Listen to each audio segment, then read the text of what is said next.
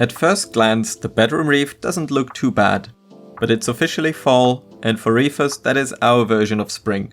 The perfect cue to give your tank some TLC and an overdue deep clean, as well as some detailed maintenance that most people would skip, is gonna be my first big step towards bringing this tank back to its prime. Before I dive in, after last video I really wanted to get some new fish, so let me introduce you to the newest members of the team, a canary wrasse and a firefish. I'm not usually one to name fish, but if you have any suggestions, let me know. I was also super happy to find this powder blue tang, but if you follow my Instagram, you already know my excitement was very short-lived and he didn't even make it through the first night, which is just my bad luck. So if you have any further suggestions for new fish, please keep the ideas coming and I'll keep a lookout for all your recommendations. Let's get started. First order of things, out with the old and make space for something new. I've also mentioned troubles with Acropora in the last video, and it's been visible for a while with some dead acros still part of the reef. It was time to let go of the shame and regret and take them out. I've started with the small frags, they were easy to reach and quickly helped me build some momentum and motivation to follow through with a deep clean. So I was off to a great start. Removing some of the bigger pieces required a bit more handling, but this is freeing up prime real estate for new corals, so there's no reason to look back. This whole top section was not just a big lump of acros growing on other acros, it was also home to my Crocea clam that is not so small anymore. I got it back in 2020 from a clam farm when it was only about an inch in size, and seeing how big it's gotten is actually insane. Some of these corals have been in here for years and they've basically become one with the rocks. I've already had a feeling that removing big corals would come with big difficulties, and when I tried to lift this big colony up, I could actually feel the entire reef move, and not gonna lie, that's the moment that made me sweat a little, but leaving it in was not an option, so I just had to take it slow and take it out one chunk at a time.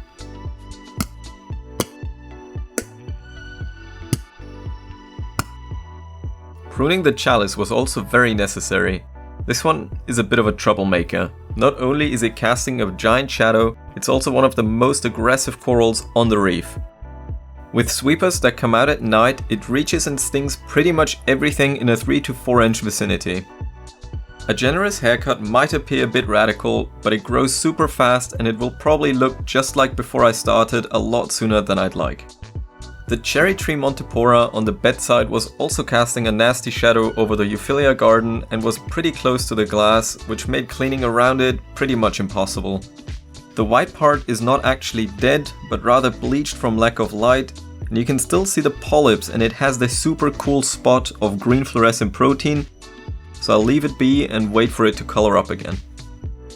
Meanwhile, the clownfish weren't too happy about the construction work going on right above their heads, and after a blanket of coral chips covered their entire neighborhood, they took cleanup into their own hands. Fins? Mouths? They began picking up pieces and moving them somewhere else. They showed off quite some teamwork and put real effort into it. I was truly surprised they were able to move some really quite large pieces that landed on their favorite hammer coral. A little bit of dusting off and they freed their home from debris all on their own. Unfortunately, they didn't really care where they moved all the bits, some of which landed on other corals, which isn't ideal. I also felt a bit bad for letting them do all the work, so I quickly jumped in and helped remove the rest. Even though my every move was closely monitored by the clownfish and I managed to successfully clean up everything around the Euphilia garden, there was a new complaint. It seems these two clowns are now leveraging the situation to complain about the baby fungias. They were both flicking one of them with their tails, which was a dead giveaway that they weren't too happy with them, and I decided to not lower my reputation anymore today and do as they wish. I've collected all the fungias I could find around the tank and moved them to the front in hopes to create one giant waving rainbow carpet with my big red volcano of a fungia as the glowing centerpiece. A bit of shuffling around later and the work was done, but I had to wait a bit for them to open up and see the result. That gave me enough time to move to the other side of the tank where more cleaning, rearranging and rubble removal was required. The red parietes got a healthy trim, and the Duncan especially has been on my to-do list for way too long. The entire lower half was just old skeleton from natural die-off, and only the top few polyps were actually still alive. So I broke off the dead bit and re-glued the healthy part back in the tank. Cleaning up this section and the patch of sand which was covered by the clove polyps felt really satisfying. The new canary wrasse was also monitoring closely and was on the lookout for any critters that might emerge during construction. Although this big brittle star may have been a tad too big for him. This snail, however, grabbed his attention and he quickly yoinked it and spit it back out. But not only did my work over here cause an absolute sandstorm, my motivation also suddenly nosedived. After hours of pruning, trimming and moving things around, the tank looked worse than ever. A cloudy mess, coral rubble all over, and the bucket full of smelly coral skeletons that I had accumulated wasn't exactly motivating either, and made me wonder if I should have left things as they were. So I took a step back. I decided to take a break and look at things from a different perspective. And then I spotted something small buried in the rubble. It was a tiny oyster, and I have no idea where it came from or how long it's been here. Oysters are natural filters and quite effective at cleaning the water 24/7. I don't think a tiny one like this has any impact on water quality, but nonetheless it was telling me exactly what I had to do next. The tank was still super cloudy, and instead of just letting the dust settle, I came up with a 3-step plan to clear it out. Step 1 was to clean the pumps, because the best way to flush out any debris is to keep it suspended with a nice wave. I honestly don't think I ever cleaned these pumps since installing them. They were hidden in a shaded corner, not too encrusted with coralline and algae, but still full of life. Aptasia, bubble algae, even a few sponges were growing on them. A quick scrub was enough this time, and I didn't even have to soak them in citric acid.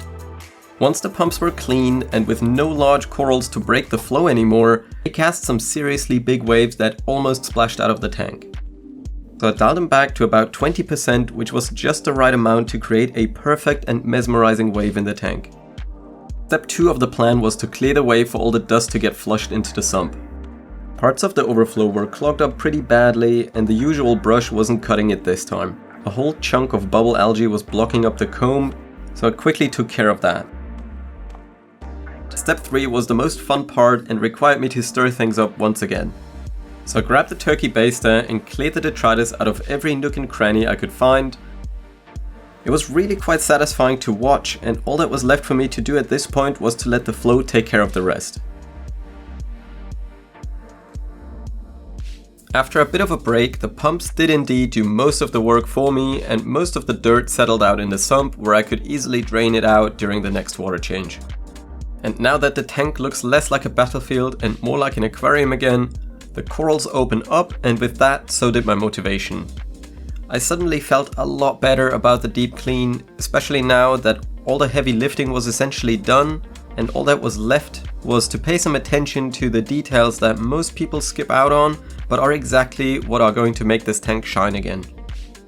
First, a quick round of pest control. 2 Aptasia have popped up, and they're just the kind of pest you really shouldn't watch and wait on. I'm using my own solution of calcium hydroxide mixed into a thick paste because most commercial solutions are a bit too liquid for my liking. This one sticks where I put it, and that's the last we'll ever hear of these Aptasias. Next were some stubborn algae spots on the glass. These patches always appear exactly where you regularly forget to clean. For me, that's usually around the silicone, which I don't really want to nick with my scraper, but sometimes they're even in plain sight. While scraping the glass, this monster rolled out of hiding. I'm just glad that is no longer in the tank. Then on the outside, the Eurobrace was crusty and full of salt creep, but a quick soak, some scraping and brushing, and a wipe with a towel later, it's right back to the clean state I was after. The jump guard is something I honestly don't clean on a regular basis, and I never hear or see people cleaning it, but you can tell it's collected a nasty combo of dust and salt spray. and the netting is supposed to be clear, not black. So that's been brushed off and rinsed, and for the stubborn dust I highly recommend a lint roller. That has been my secret weapon for exactly this use case, and it's weirdly effective, and the results really speak for themselves. Last but not least, the glass. A quick scrape on the inside, finished off with a thorough wipe down on the outside. And you never notice the haze until it's gone. Suddenly it's like everything's in 4K again. So that's pretty much it. A full deep clean of the 125-gallon bedroom reef, inside and out. The fungia carpet is already open, flowing, and doing its own thing. I also rediscovered this Montipora stellata that I thought was long gone. And overall the difference is huge, not just in how it looks, but also how it feels. So if you've been putting off maintenance, consider this your sign. The only thing left bothering me is this super flat top reef, and I'm really missing the old skyline look. So I'll be tackling that problem disguised as an excuse to get new corals very soon, so don't forget to subscribe, and thank you so much for watching.